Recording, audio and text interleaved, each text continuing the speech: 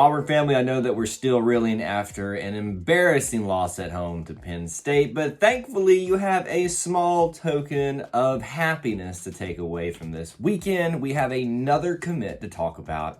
So let's discuss who that is and what it means for the program for the 2023 class and beyond. Before we do that, though, I want to remind you to always smash the like button and subscribe so you don't miss any of the content here.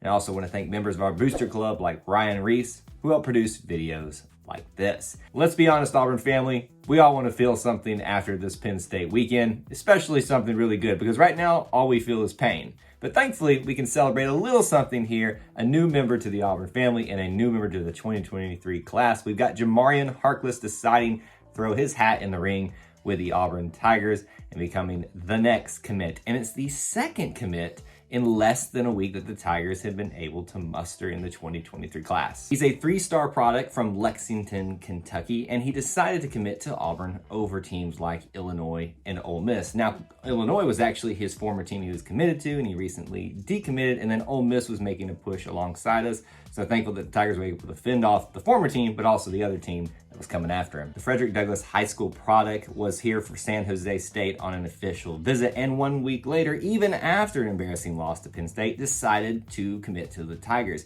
He said that when he was asked about it, even that he felt like he could contribute a lot and help out a lot. So it's not something that really scares him away. So it just goes to show you that even if there's a really embarrassing loss or just times aren't great right now for the program, that there's still work being done behind the scenes to bring these guys in. Just a little bit more about Jamarrion Harkless in terms of stats, measurables, that type of thing. He's considered a 6'4" product, and his weight is kind of varying depending on who you look at. Somewhere in the 290 to 300 plus range is where he kind of rages. So when you think about that and him being a defensive lineman product, you obviously think defensive tackle, nose tackle, that type of thing. Right now, he's just being considered a versatile defensive lineman, and depending what happens throughout his senior year, when he gets into the program, if he continues on with Auburn and decides to continue with that commitment until he gets here, then we'll see when he gets into a college program and how his body may or may not change, where that actually sticks him in terms of where along the defensive line. Now let's talk about what it means for Auburn, and we're going to talk about currently first what it means for the 2023 class. So this is the 9th overall commitment. Keep in mind, we did have one decommitment that we talked about in our previous commitment video.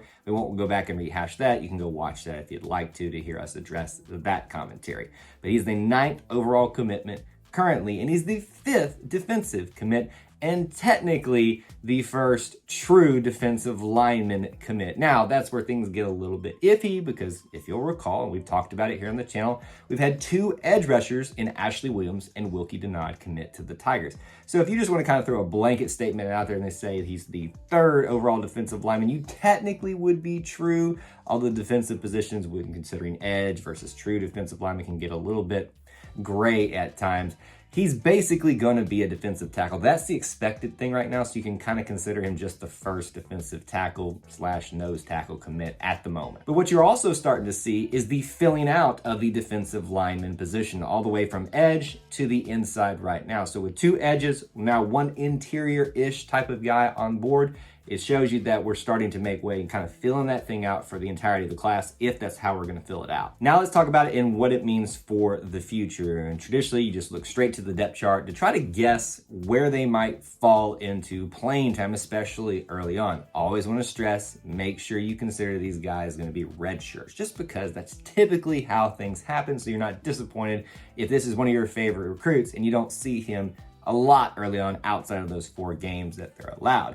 But when you look at the depth chart, right now, if I'm looking at everything correctly, the only one that is technically set to leave the team would be Marquise Burch from the defensive lineman category. I'm looking at defensive tackles, I'm looking at defensive ends, nose tackles, and even not really looking at the edges because that's not where he's going to be, but I guess you could consider that there as well. Only one person leaving. That's like names like Jason Jones, Zykevius Walker, Marcus Harris have an opportunity to come back next year. Always consider transfers in and out and how that's going to affect things as well, but we can only operate with what we know right now, and that those 3 guys that are going to be likely the starters most of the season, if they can stay healthy, are going to be potentially here next year. And then when you consider names like Jeffrey Imba and Inichi Sledge, they're still just getting started in their Auburn career. So you can see that interior lineman area from defensive end to nose tackle to defensive tackle has quite a bit of talent that's going to still be here potentially. Obviously, only operating what we know right now. So at this moment, I wouldn't expect Harkless to see a lot of playing time unless he gets in here and just lights things up, which we've seen from people in the past. And then you might see him out there. There's a lot to work through in terms of depth chart wise, where he finds himself at right now. A couple other points on what it means. We like to always look at battleground states, where these guys are coming from. And we've been talking a lot, especially through the early part of this recruiting class, about obviously the state of Alabama, Georgia, which is like 1B for us, and then Florida, which is clearly a number 2/number 3, however you look at it and kind of rank these states. Those are your big battleground states, and we've thankfully been talking a lot about those. We've even had one from Louisiana. This is our first time going to the state of Kentucky for this class to go and grab some out there with a lot of, schools that are in the Midwest, the Ohio type of schools and stuff like that. It's nice to pull someone from that area that could potentially be drawn in late in the recruiting process. Not that anybody outside of Illinois was really truly wanting him at this moment. It is nice to go to a state like that and pull somebody in, especially when we've been focusing in our battleground states for the most part. And lastly, looking at the makeup of what the defensive lineman class could look overall at the end of this thing, using what we know now with the commitment of Harkless. Right now, when we looked at the depth chart, you can see there's probably not a lot of room, but there's most likely a few more spaces available. I'm just kind of throwing out a guess here with the commitment of Harkless. I think that obviously leaves at least one more space open on the interior defensive lineman, if not a second one overall, or 3 total if you want to count Harkless in on that.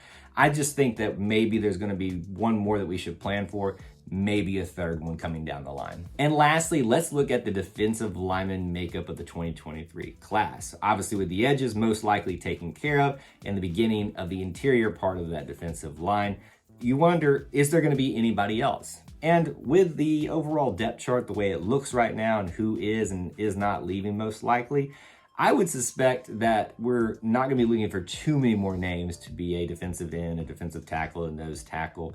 Harkless is the first part of that, but maybe one more, maybe a second one past Harkless. I don't know. That's just kind of a guess at this point, and obviously you got to consider transfers and everything as well. So that is my breakdown and thoughts on the commitment of Jamarrion Harkless. I would love to know from you what you're most excited about this guy. Do you think he'll play a little bit earlier on? Let me know there in the comments section below. On your way out, please do make sure you smash that like button if you enjoy this type of content. And as always, be sure to subscribe along with hitting that notification bell so you don't miss any uploads or live streams. There's also ways to help support the content listed in the description. Hit that join button below to be a channel member here, or head over to patreon.com/E2C Network, be part of the Booster Club. We thank you for tuning into the E2C Network, where we share the whole Auburn experience. War Eagle.